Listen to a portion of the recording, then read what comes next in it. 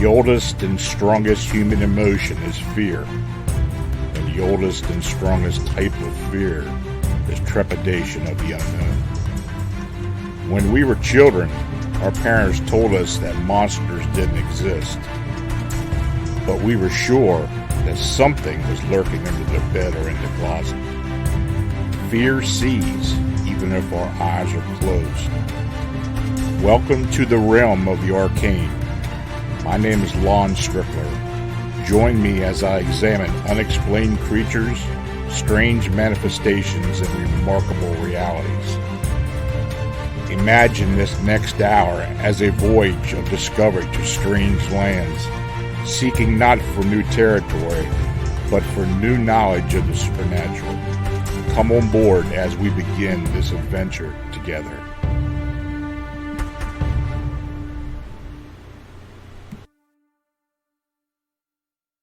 Hey folks, good evening and welcome to another episode of Arcane Radio, where we explore the unexplained here on the Paranormal King Radio Network. I'm your host, Lon Strickler, coming to you within a cannon shot of historic Gettysburg, Pennsylvania. Thank you for joining me. Now, before we begin with our guest, I just want to do a brief rundown on an account I received about a week ago, where a man and his daughter were fossil hunting in the flatlands east of Davis Mountains in West Texas when they encountered 4 small hairy hominids.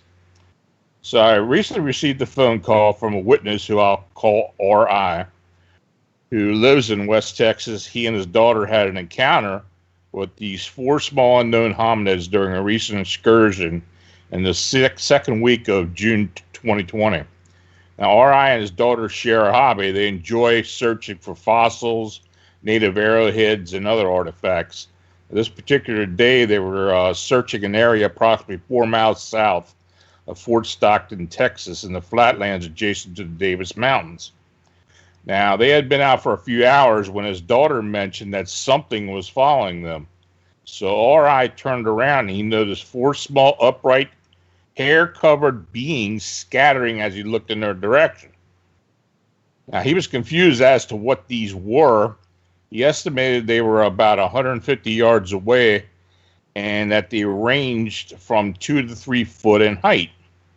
They had dark fur and it reminded them what people describe as Bigfoot, but much smaller. So for about an hour, these beings would gather back into a group and continue following R&I and his daughter at approximately the same distance. And each time R.I. would turn to look at them, they would quickly scatter and attempt to hide. Now, he asked me if I thought that he should attempt to capture one. And I tried to dissuade him from doing that and recommended that I'd have an investigator in the area talk to him first. So I contacted an affiliate of Phantoms Monsters 14 Research, and she contacted R.I., and he's agreed to take her and another investigator to the location. So if we get an update on that, I will definitely let it be known to y'all.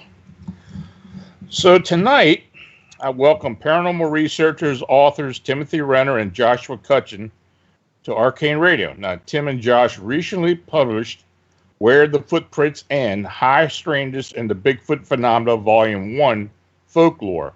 Now, in this book, they carefully examine not only the intersection of the hairy ape man with global folklore of poltergeists, faeries, extraterrestrials, magic, witches, ghosts, archetypal, women in white, but also the question of the fundamental assumptions underlying contemporary cryptozoological beliefs surrounding Bigfoot.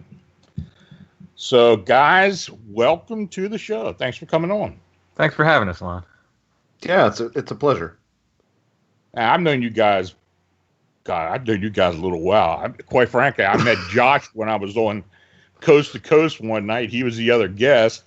Yep. I met Tim after he wrote his first book, and I got in contact with him. And we're still doing this. What's wrong with us? I don't know. Yeah, I know. It is. I mean, it's an interesting, but Tim works with our group now, and of course Tim doesn't live that far from me. Well, we live about 15 miles from each other, something like that. Yeah, as the crow flies. Something. Yeah. So yeah, we kind of, you got to say this area is pretty crazy. I mean, there's a lot of stuff that goes on around here. Oh, and it's a beautiful area to live in for this. Oh, stuff. It is, but it's just nuts. Yeah. Jealous down here, jealous. Now, when I read your book, I thought the beginning where you described George Kowalczyk's incident on the night of October 25th, 1973, just outside of Uniontown, Fayette County, Pennsylvania. That's an incident most of us know fairly well as old timers. I just thought it was interesting you guys started the book off with that. For those that don't know about that incident, why don't you describe what happened? Oh, it's a wonderful case. And the reason we used it as the first case to start the book off is at some point very early in the process, Josh and we had several meetings, of course, talking about what the book was going to be, what it was going to look like, what we were going to cover, et cetera, et cetera. And at some point very early in the process, we decided if there's one case we had to choose to sort of best represent the weirdness that surrounds Bigfoot, it would be that case from 1973, Fayette County. So it starts out with a UFO sighting and a bunch of different witnesses. I think there's something like 10 different witnesses see this orange or red, depending on who you ask, ball in the sky, kind of hovering around. It ends up landing, or at least descending into a field on the property of the main witness, Kowalczyk, his father's farm, I believe it was. And he and some neighbor boys get in his pickup truck, and they drive up to the field to have a look at it. And what they see on the ground is not orange or red. It's a white glowing dome, and it's either landed on the ground or it's hovering just above it. And as they're looking at this, they suddenly notice there's these two Bigfoot creatures walking towards them. I think one was 8 feet tall and one was 7 or so. And they're walking in a line. The taller one's ahead of the shorter one. Just hair-covered creatures. And we talked about this again on another podcast recently. And I would say I forget what color their eyes were glowing, because there's so many dang reports of Bigfoot with different color glowing eyes that I sometimes forget. But I think they were green in this. I think they were green, if I remember right. Yeah. And he happens to have a .30-06 rifle with him, loaded with tracer rounds. He fires a tracer round like kind of above and to the side of the creature. It reaches up. His impression was that it tried to catch the round as it passed over him. The creatures keep proceeding toward them. One of the kids does fire, shoot it. He ends up shooting into it. It does not react. The creature does not react. He said it sounded like he was firing into a pond or something. It made a liquid kind of plopping sound. Mm-hmm. And he fired into it. When he shoots it, I think it was at that point the object disappeared, the domed object. So it didn't fly away. It didn't take off and go up to the stars. It just blinked out, just disappeared. It wasn't there anymore. They get scared, rightfully so, and head back to the farmhouse and call the police. The police called your friend and mine, Stan Gordon, who was out there. I think the initial encounter happens about 10 p.m. and Stan and his team are on the scene by 1 a.m. the following morning. So they get out there pretty quickly. So I pieced this together from Stan's book, from a book that was written in the 70s. It must have been published. It was Al Berry's and Ann Slate's book, just called Bigfoot. And that must have been published immediately after this event happened, because I think it was published in 1973. So the account is in there as well, and it's in Seth Breedlove's Chestnut Ridge film, and I think one other book. So I pieced together these account the most complete version of the account that I could from all these different, because all these different sources seem to have different information in it. So to my knowledge, this is the most complete account in one place. But in any case, the witness and the cop returned to the area. The cop said there was a circle in the field that was still glowing where the object was. It was bright enough to read a newspaper by. They saw the creature again. He fired on it again, Kowalczyk did, and this time the creature charged them and was stopped by the fence. They hopped in the cop car, back to the farmhouse. I think Stan Gordon finally shows up. They go back up to the field again, and the witness enters this kind of possessed animalistic state where he's running around and uttering these like inhuman cries, they were saying. And his own father described it as he thought his son was possessed by the Bigfoot creatures, which is a very interesting turn of phrase, I think. He finally like passes out or falls down or something. They have to basically help him from the field. They hand him his glasses, which had fallen off, and not only does he not recognize his glasses anymore, he says, "I don't need them. I don't need those."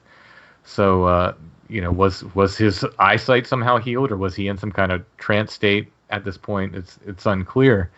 But when he was running around, basically, in this animalistic state, he had a vision of this Grim Reaper-like figure that came to him, and much like UFO contactees, he was given, warning, like you hear about in these contactee cases, that, the world's going to end unless mankind straightens up, something like this. After the case, after the sighting, about 2 weeks later, these two men show up at his place.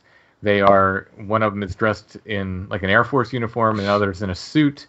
They either outright say, or at least suggest, that they were with Stan Gordon and asked to hypnotize Kowalczyk, and they do hypnotize him. Years later, Stan came back and said to Kowalczyk, "We'd like to hypnotize you and regress you." And he said, "You already did," and then told Stan this story. Years later, he told him the story about these two guys showing up and hypnotizing. And again, they either suggested they were, or directly stated they were with Stan Gordon. So a kind of Men in Black sort of weirdness. They weren't Men in Black, but they kind of acted like it. And Kowalczyk, for the rest of his life, was deeply affected by this. He had different psi experiences. He had predictions of tragic events. I think he predicted an airplane crash. All these weird future predictions and psychic events and so forth, and was actually quite troubled by it because he didn't believe in the paranormal at all until this happened. So it's a really incredible case, and I've left out some other details, like the sounds that they heard was like crying babies and smells like burning rubber and stuff. All these other weird things just associated with these accounts. It's all balled up in this one case, but it's very, very strange and wonderful case.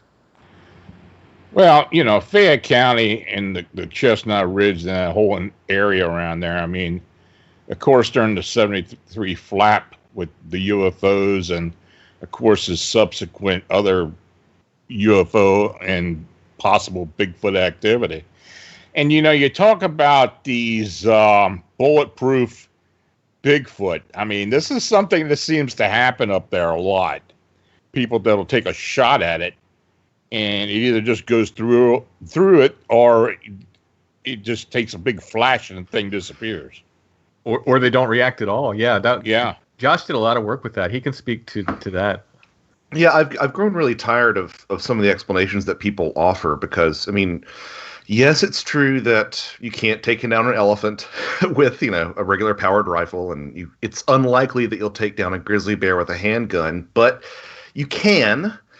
And, you can take down a grizzly bear with a handgun in the right places. And even, when shot, these animals will often react, but sometimes these Bigfoot don't even react. So, the two things that people say is they say, well, either A, the Bigfoot has, subdermal layer of fat that's thick enough to protect it. Well, that could be the case. But again, with high-powered rifles, you should see some sort of reaction. There's a video from 2018, I believe, where a grizzly bear hit with birdshot actually does like a 360 spin because it reacts from it. And then the other thing people say is, well, Bigfoot's skin must be thick. But if you look at the thickness of skin on primates, skin tends to be the thinnest where you have a covering of hair. Anybody who's ever nicked their scalp can tell you that this is definitely the case. So it's the hairless parts of primates that tend to have thicker skin. So if Bigfoot's covered in hair, you'd think that it would have, thinner skin. So what becomes apparent is, as you look through a lot of this literature about, archetypal monsters and things like that, is that this idea of bulletproof entities has been around for a long time, and it might even be sort of an expression of that. I mean, there are stories that you can find from medieval texts about witches being fired in the chest with a musket ball at point blank range that bounces off of them, or in some witch trials, supposedly there are examples of trying to cut a witch's hair with scissors and the scissors just getting mangled and ruined. So it seems to me that perhaps we might be seeing something a little bit more like that, or, perhaps the idea that these entities are not entirely physical in the sense that we would understand them to be in terms of like, a chimpanzee or something. Well, now this all comes back to the big question. I mean, so are these, your theories on the existence of Bigfoot, is it supernatural? An idea that much of the cryptid world still scoffs at? Or is there any real evidence of these being corporeal creatures with some type of ability to make it elusive? Yeah, well, sorry, go ahead, Tim. If these are natural creatures, they are gifted with so many evolutionary advantages and specialities as to make them superheroes. They might as well be in the Marvel Cinematic Universe. They're that gifted. Yeah. So at that point, if they're natural creatures and they're that gifted, they might as well be paranormal, because there's nothing else on the planet that's that gifted, evolutionarily speaking. They're thick skin and to the point where they're bulletproof and glowing eyes, and the only higher order primate with the tapetum lucidum, if it's reflective eyes we're talking about, and the ability to stay hidden like a forest ninja. I mean, is there no end to their special abilities? They, like I said, they might as well be something from the Marvel movies. If they're that talented. So, if they are natural creatures and they have that many skills, it's paranormal that one creature would have that much, evolutionary advantage, I think. And this is where I will come in and say, and of course, I know a lot of people listening are going to think I'm being really highfalutin with this sort of an idea, but I think it's really important for people like cryptozoologists to sort of become more open to the idea that things don't necessarily have to be entirely physical or non-physical. I mean, I think that a lot of the people in ufology have gotten used to this idea, and a lot of the people in ghost hunting have gotten used to this idea. Something that I'm really fond of saying, because people will push back and say, "Oh, if it's non-physical, then how come it leaves scat and hair and footprints and all this stuff and blood?" And my reply to that is, well, ghosts leave footprints and write on mirrors and can slam doors. So obviously you have the non-physical interacting with the physical. Similarly, if you look at like psi phenomena, that's entirely in your mind, but appears to be a real thing, judging from laboratory experiments of people like Dean Radin and Daryl Pym. But it's an internalized non-physical thing that can have an impact on the physical world. So once you sort of set up that as being something that's a reality, then it's sort of for me at least, it's a very short leap from there into the idea that maybe we're dealing with something that sometimes can be physical and sometimes can be non-physical. Well, as long as I've been doing this, and I still don't have the answers, of course, but, many of us have our own theories. And now I had an encounter in 81. That thing was definitely corporeal. I mean, that thing was alive, real, flesh and blood, the whole 9 yards. But who's to say it didn't have some type of ability to kind of move itself out, maybe out of this reality into another, or, have some type of other ability to make it, and I'm going to say cloak or whatever. Well, and my sort of diplomatic fence sitting that I like to engage in is where I say that I mean, again, if you look at sort of the UFO phenomena, a lot of times you'll have these sort of screen memories or whatever this other intelligence is adopting the imagery of animals that we know are real, that we know are flesh and blood creatures like deer and owls and rabbits or whatnot. So if that's the case with that, who's to say that there might not be an actual population of relict hominids and something else that appropriates that image for its own purposes too. I think Tim probably is less fond of that idea than I am, but yeah, I mean, I think it's very important whenever we talk about this book for me to say that I talk to a lot of witnesses. I meet witnesses in person all the time, and they're not lying. I absolutely believe they saw what they saw, and I absolutely believe whatever they saw was physical and was here and could reach out and touch them, and they could have reached out and touched it, and it can leave hair behind and footprints and scat, et cetera, et cetera.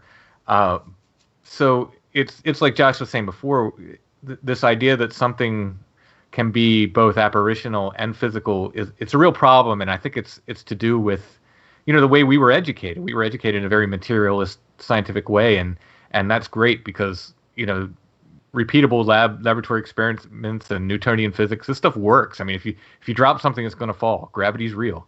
It's going to happen. So it's really, really hard to sort of shake people out into this idea or out of their normal thinking that something could be physically there at one point, but also apparitional. It's a very, very difficult concept, and it's one I honestly struggle with too. It's such a bizarre thing, but it's a valuable exercise if you can make it work. Well, I mean, and this deal has to deal with a lot of other cryptids as well.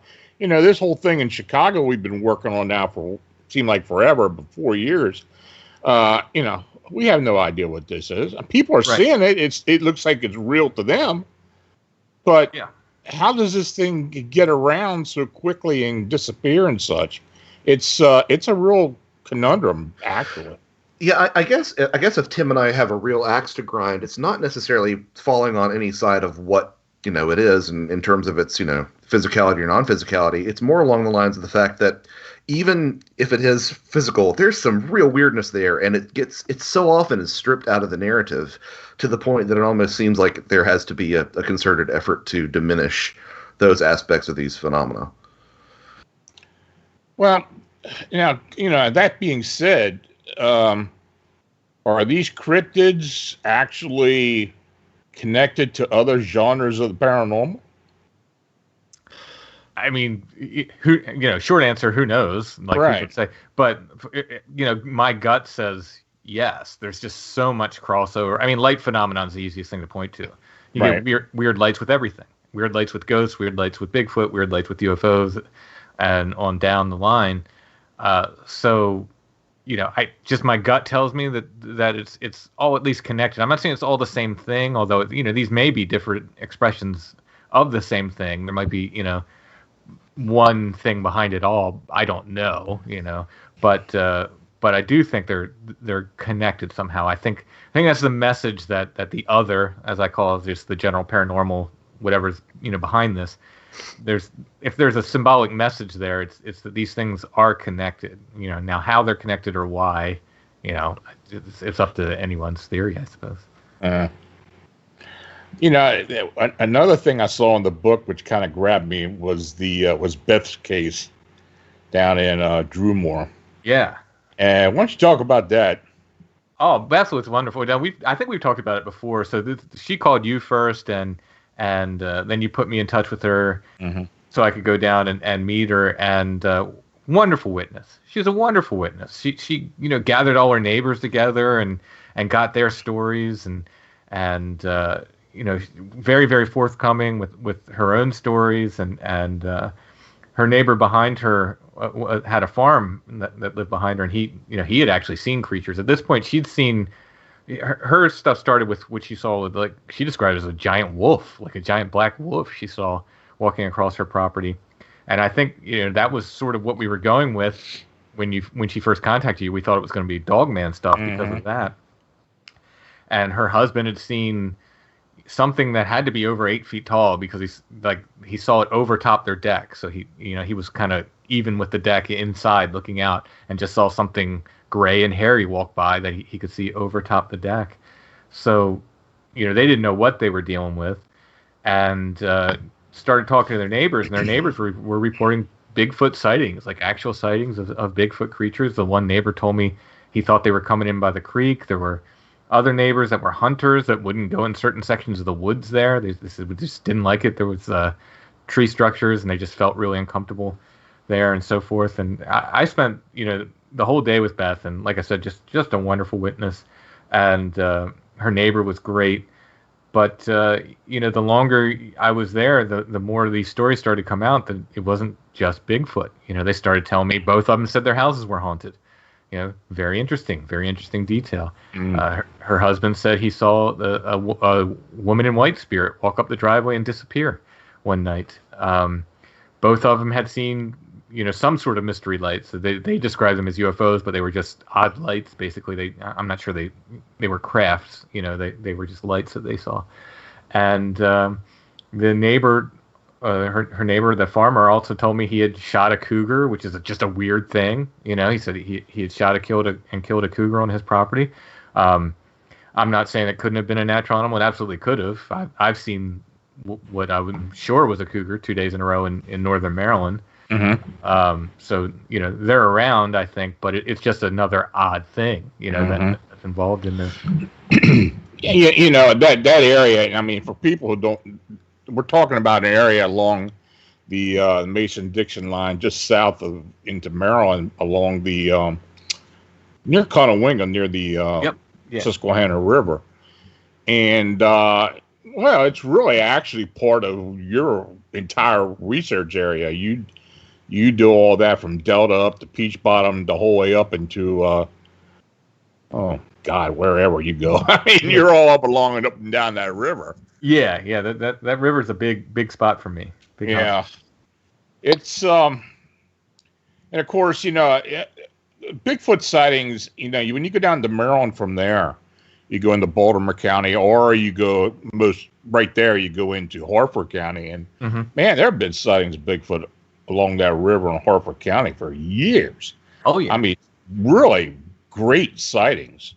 Yeah, Bob Chance collected tons of them in the 70s, and when I was writing my first book, I was lucky enough he just handed me his files. I went and visited him one day, and he just gave me his old files. Just said, "Here, this is what you want," and left me alone with them, to just take notes. And wonderful man, and tons and tons of stuff. I only regret that I only took notes on the York County stuff from his files, because that's what that's what my book was about at the time, and there was so much more. He had so much great stuff from all around the area. Yeah, maybe we had to get together and do a Maryland book sometime. Yeah, absolutely. 'Cause you used to live in Maryland too, so yeah, I grew up in northern Baltimore County. So right, interesting. So more recently, there was an encounter in York or around York that was brought to light on Sasquatch Chronicles. And I asked you, now I know you looked into it. Can you kind of give us a brief description of what had happened there? Yeah, so I'm pretty good buddies with Wes, the host of Sasquatch Chronicles, and Josh and I were going to be on, and he had a little preview of the episode Josh and I were going to do, and he just played a little clip of our interview and talked about it a little bit, and then he goes into this other encounter, and the encounter was a guy who saw something in York County, and I asked Wes, Wes, did you do that on purpose? Because that's my area. And he said, no, it was a complete coincidence. He's like, I don't think that far ahead, Tim. But I begged. I said, now Wes is very, as you are, you have to be kind of protective of your witnesses and not just give them to anybody, because people will abuse that. You know this as well as anybody. So I've never asked Wes for witness contact before, but I did in this case. I said, Wes, this is right in my area, and seems like a great sighting, and could you please give the witness my information? If he's willing to talk to me, I'd love to talk to him. And Wes did, and he called me. The witness called me, and I met him at the location a few days later. So he saw it. It's kind of a major road. I forget the route number. I know he said the route number on Sasquatch Chronicles, but he actually had it wrong. So a lot of people went looking. I know a lot of my friends who are into Bigfoot and stuff ran out right after hearing that, and whatever route number he gave, he had the numbers reversed, and that put it kind of right in York. And they're like, I don't see where he could have seen this, Yeah. And but it was actually a bit further north in the northern part of the county, way outside of the city. And he's a truck driver, and he just happened to see, a big black thing as he looked out of his truck, pulled over. He thought it was going to be a bear. Got out and looked at it, and so I met him at the location. It was kind of this little culvert he saw the creature in, and he was 30 yards away maybe from this thing, very, very, very close. He said it stood up, looked at him. It seemed really annoyed with him. That was the impression he got. And he said it was carrying what he thought was probably a goat under its arm. It looked like it had killed a goat.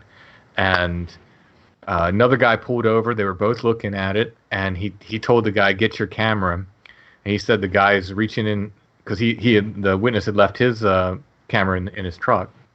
He said the other witness is kind of looking down, digging through his pocket for the camera. He said he looked away for a second and looked back, and this thing's running across the field. And he said it did 100 yards faster than anything he'd ever seen. He said unbelievably fast, didn't make a sound, completely smooth in its locomotion. He said it looked like it was a cross-country skier or something like that. So these are all things you hear with Bigfoot reports again and again. But very close. He was very sure what he saw, and very willing. He told me, I'm willing to, I'll tell you everything. I answer any question. He was a fantastic witness, and quite shaken by what he had seen. By the way, he had someone come out with him. It was broad daylight, and about a week and a half after he had his sighting, he met me out there, and he had someone come out with him. He's like, I didn't want to come out here alone, even for waiting for you. He didn't be alone, so he's quite shaken by it, and he definitely saw something. He saw, I believe him. He saw something that was there. Interesting. Yeah, I don't know. I mean, we will get a Bigfoot. I will get a Bigfoot occasionally in York County, but I think you're really in the area where a lot of that's going on. Now, I know when I was a kid. Now, God, I'm gonna date myself, but there were some sightings up around Dover and Manchester, north of York, for years, and nobody really came out and said it was a Bigfoot. They just said it was a wild man or a hairy man or whatever that was. And, of course I was in high school back then, but I didn't really think much about it. But I over the years, I have thought about that. And, of course, that you're talking about Dover and that area there, the roads leading up past Dover. That's where I had these reports of those winged humanoids around there too, up on the Conewaga Creek. Yep. So and Thunderbirds too. There's some Thunderbirds, right? Yeah. So I don't know. We live in a crazy place. No doubt about that. So you mentioned something in the book that I kind of don't understand. Maybe you can explain it to me. What is a Wildengeist? Wilderness guys, Josh, take it. Well, it occurred to me that a lot of the things that we associate with the paranormal, we tend to define by what we bring to our experiences. So if you have, a bright light in the sky, it's a UFO. If you have a bright light dancing along the hillside, it's a fairy light. If you have a bright light in an old house, it's a haunting. And if you have a bright light in the woods, well, nowadays I personally want to say it's Sasquatch, but it goes. In other words, the phenomena is often context dependent. And if you look at the Class B reports of the BFRO or any other sort of similar organization, those reports that describe things that are kind of, Bigfooty, the reports where nobody actually sees, a Sasquatch, but they are pelted with rocks, or they hear a voice in the forest, or they experience some sort of strange smell, or they see a footprint, or they hear, knocks of some sort.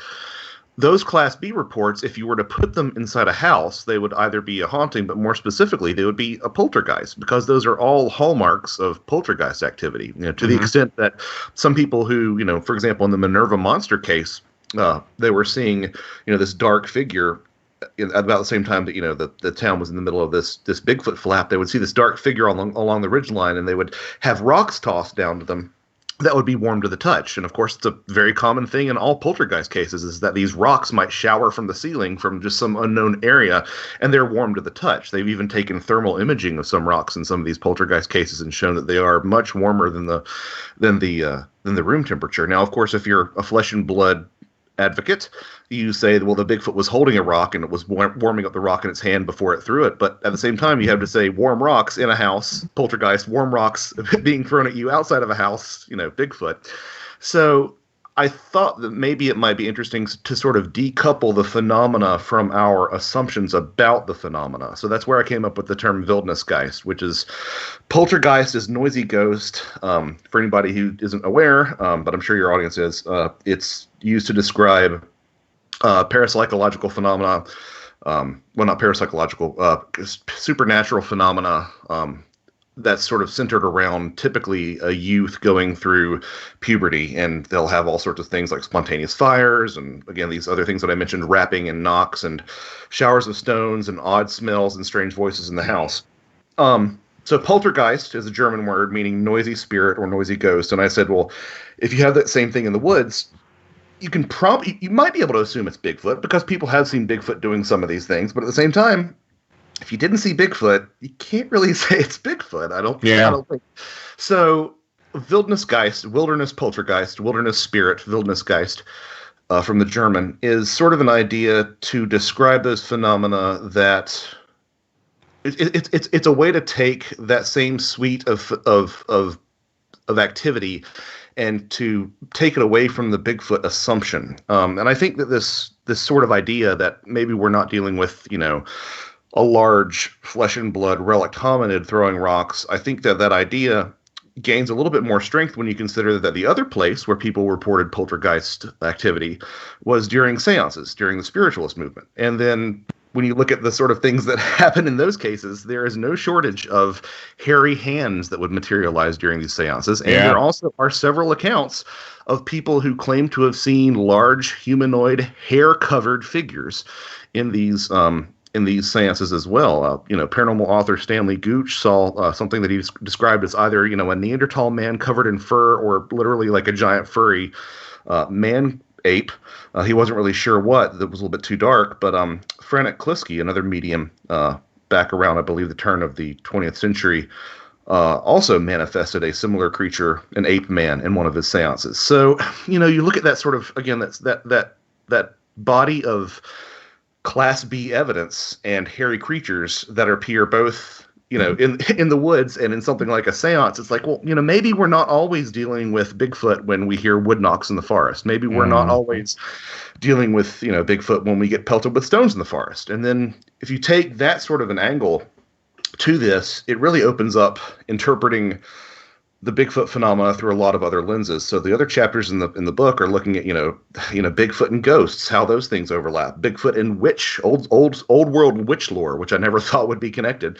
Taking a look at that, taking a look at Bigfoot and fairy lore, particularly of Western Europe, and looking at how all those things connect. And I think it's just an interesting way to look at what we would call Bigfoot without all this cultural baggage that we have, as Americans who want to say, well, it's a large hairy ape man. I've said in the past that in some ways this isn't a book about Bigfoot. It's kind of a book about the way that you can look at Bigfoot more than it is about Bigfoot himself.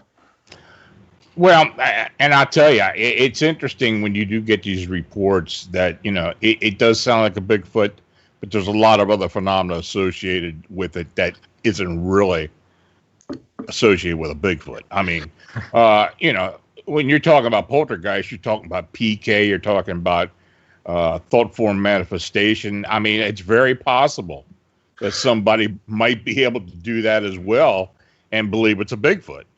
Well, and if you look at, so I'm saying that, sometimes maybe something in the forest that you think is Bigfoot might be a poltergeist, but there are other cases similar to the way that, alien contactees, alien experiencers, I guess, will often have poltergeist phenomena in their homes. Similarly, sometimes Bigfoot experiencers have the same thing.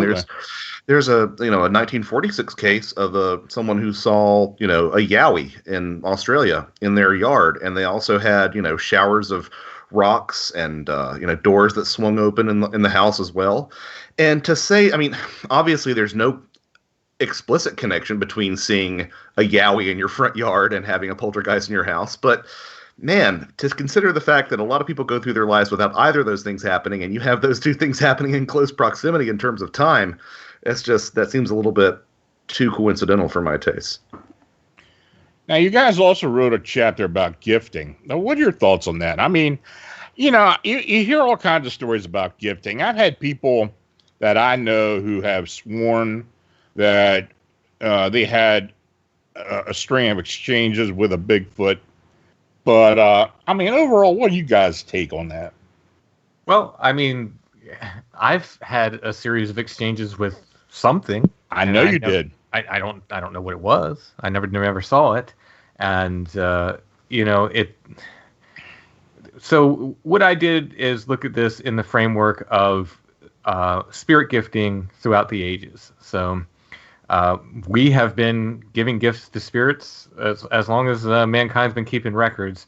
The easiest one to point to is Santa Claus. We leave milk and cookies out for Santa Claus, and he brings us presents. Santa Claus, who I'm going to quickly interject here, is if you talk to a folklorist, Santa Claus is a direct descendant from that Odin, Wadwo's wild man archetype as well. So yeah. Oh yeah. Well, I come from a Swiss background, so I know all about all that. I mean, you talk about the Grampus and the whole 9 yards there. Yep. Belsnickel, all that stuff. It all folds in. All folds into the wild man story. But so a lot of people will start leaving out food. Food's a big one. Food's a big one that people leave out for Bigfoot. And the flesh and blood guys say, don't do this because the Bigfoot will become dependent upon this food. To which I say that's absolutely ridiculous, because people are usually leaving out like a candy bar or a granola bar or a couple apples or something. And if these are natural creatures, they're 8 feet tall, they're close to 1,000 pounds, their caloric needs would be insane. Like the caloric needs of something that size and with that kind of musculature, and if these creatures are out there, they have big brains. They have to. They're smart. The way they act, they're not dumb in any way. So they have a big brain, which requires a lot of fuel to feed. So a couple candy bars on a stump is not making any sort of dent in the caloric needs of a creature that size. So we can throw that out the window right away. But what they'll say is, Bigfoot can go through your trash can, and that doesn't count because you're a trash can. But if you leave candy bars on a stump, then you're making gifting, and then you're going to have problems. Well, how would a Bigfoot know the difference between a stump and a trash can? Like, how does a Bigfoot not know?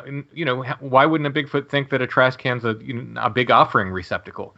How would it know? So it comes down to this idea of intention, which is very, very important in terms of this stuff. So, it has entirely to do with intention. And they'll talk about planting a Bigfoot garden, for instance. Like plant a Bigfoot garden closer to the woods, away from your normal garden, and Bigfoot will take from that garden only. Well, that's not the way animals work. Animals are caloric opportunists. Any other animal on the planet would go, oh, now I have 2 places to pilfer food from.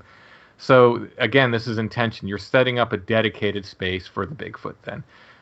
So how would it know? How would it know? It wouldn't unless you're talking about something akin to spirit gifting. And if you overlay this over spirit gifting, which people again have done for ages and ages and ages, and you look at these old cases of people leaving out, milk for the faeries or food for the brownies and so forth, to use old world examples, and they will say, don't stop. Now the flesh and blood guys say, again, don't stop because Bigfoot depends on these calories now and then. He'll mess your house up or disturb you at night, bang on your walls, et cetera, et cetera.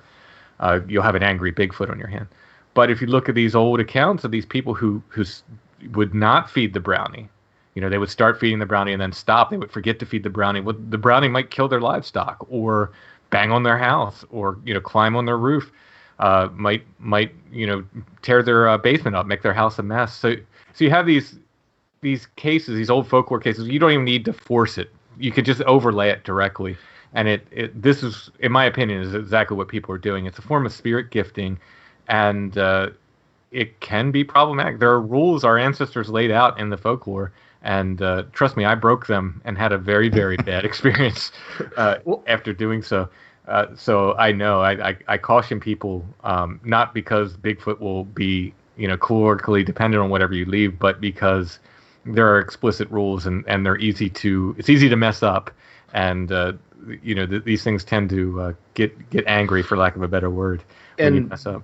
And Tim mentions the brownie there. I would be a bit remiss if I didn't say that that particular class of fairy, the brownies, which you'll find other analogs, certain goblins and Pecamderlin and Finaudery of different areas throughout Western Europe, were often described as little tiny simian-faced, hair-covered creatures. Which if we saw that today, you'd say, "Oh, it's a Littlefoot." But when you look like at that, what you started the show off with, yeah, actually, literally, yeah.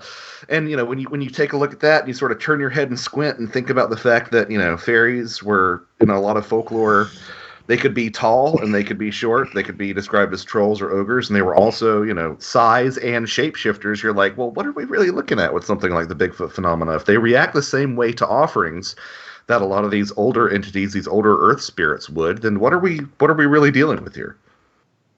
Absolutely. Intention. I've worked a lot with intention. Intention can be very powerful. Mm-hmm. Spirit, especially in the spirit world. Absolutely. Yeah, you're right, and you got to be careful how you use it. But I don't know. I'm not going to go digging into that right now. It can go sideways on you. Yeah. Absolutely. Yeah. Now, you also brought something else in the book that I find intriguing, and this is something I've wondered for a long time, is the attraction of Bigfoot, even upright canines and other phenomena around burial grounds. Yeah, it's interesting because if you look at, for example, all throughout a lot of these, European sightings where, again, you'd see faeries, a lot of them are, these sort of, pre-Christian burial grounds. Mm-hmm. And people have talked about that in the U.S. as well. Now, of course, you'll have a lot of people who are wanting to be critical of the paranormal say, oh, well, that's a Hollywood trope, or they'll say, oh, that's, your way of being a racist and saying that, Native Americans were more mystic. And but if the data is there, the data is there. And, people don't like to acknowledge the fact that there's an extreme amount of Bigfoot and UFO sightings that take place around cemeteries. Yeah. It's just something that happens. And if you go, even deeper into the time scale, it would be very easy to find burial sites of Native Americans in close proximity to these Bigfoot sightings as well. And, part of me says that there's something to that, and part of me also says that, there's probably not a square inch in the Americas that isn't, housing some sort of remains of somebody at any given point. But, I have reports in the book of Bigfoot being seen during seminal excavations of burial grounds in the Everglades, some up in Wisconsin. There's one that's actually a really interesting case that Linda Godfrey talked about this sighting that was just right next to O'Hare Airport. And of course, everything goes silent, which doesn't make any sense if you're next to O'Hare Airport. You're talking about Schiller Woods? Yeah, the Schiller Woods thing, which also houses... Crazy area, man, because we've had sightings up there, too.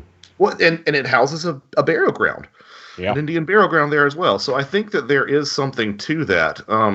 But, as far as what that means about the phenomena, your guess is as good as mine. But it's interesting that we see an association of, again, I keep on coming back to those things. Fairies, ghosts, and witches all have these associations with cemeteries and graveyards and burial grounds. And I think the fact that we see Bigfoot in those same areas I think it's worth mentioning.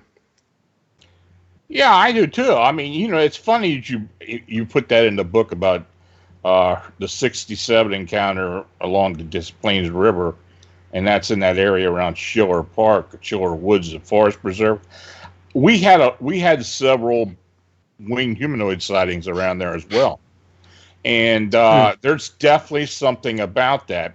The other night I was on a radio show. We were talking about the Chicago humanoids, these Mothman or whatever they are, and somebody had brought up the point that, all these sightings recently have been in and around O'Hare. And I hadn't even thought about that, but Schiller is very close to O'Hare. And there's a lot of strange stuff that goes on there. I have a friend who grew up near there, and he said that there was some weird activity in his house as well. And the funny thing about, Chicago, is there are two other examples in the book. A 2014 sighting of a night watchman who saw this 4-foot reddish ape and heard chimpanzee noises in a small pocket park that's Glenwood Woods, which is 60 acres. And another person who found these 18-inch Bigfoot footprints between 73rd Street and Mason Avenue. So it's like, okay, look, I'll extend a line of credit on Bigfoot being tromping around the Pacific Northwest, but right. Bigfoot in Chicago, that implies to me that this is something that's it might be a little bit more ephemeral than people want to admit. And Josh, I'm not sure how familiar you are with all those Chicago Mothman reports, but quite a few of them are kind of bat squatches. Yeah, you mentioned that, and that sort of, I wasn't making that particular connection at the time, but it's interesting how you look at these other sort of like, so and so Squatch characters like Sheep Squatch and Bat Squatch, and I would even say, if you want to put Dogman in there too, as like Dog Squatch, they sort of have each of those have antecedents in the Goetia in a lot of these grimoires that you see in magical and occult practice. Exactly. So is that some sort of spontaneous manifestation of those spirits? And if so, does that mean that Bigfoot occupies a similar space? I would argue that, given some of the similarities that Bigfoot have with witches, because, a lot of old world witches were literally covered in hair, it's an idea to entertain. I mean, we're already talking about Bigfoot. Everybody thinks we're crazy anyway. Let's just see how far we can take this. Where did we end up on the idea? I know at some point there was some idea with the Chicago stuff that someone had summoned something, wasn't there, Lon? Yeah, that's a theory I've had ever since Point Pleasant. I've always thought that, these beings were possibly summoned from another reality. The spirit energy around Point Pleasant is really palpable. Of course, the indigenous spirits and such. And man, you go there and do investigations, and some of the EVPs that come out of there are just unbelievable. But no, we had a witch in Chicago who swears she may have actually summoned one of these beings during I don't know, what was it, a blood moon ceremony of some type along the lakefront.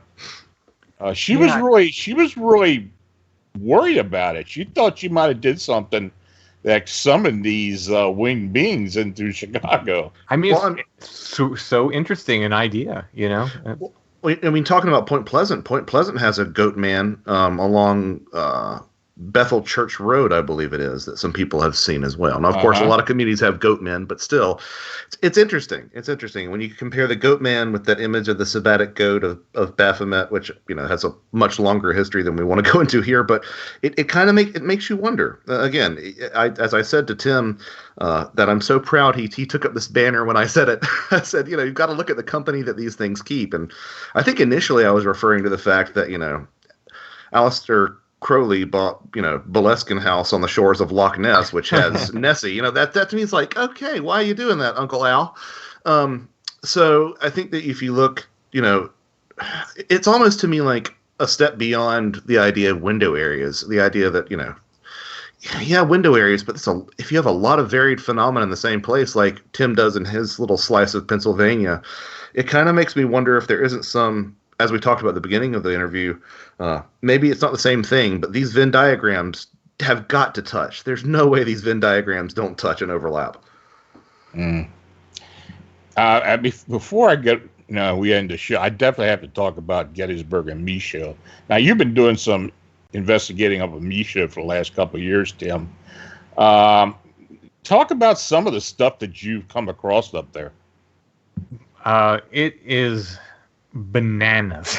Yeah. No pun intended.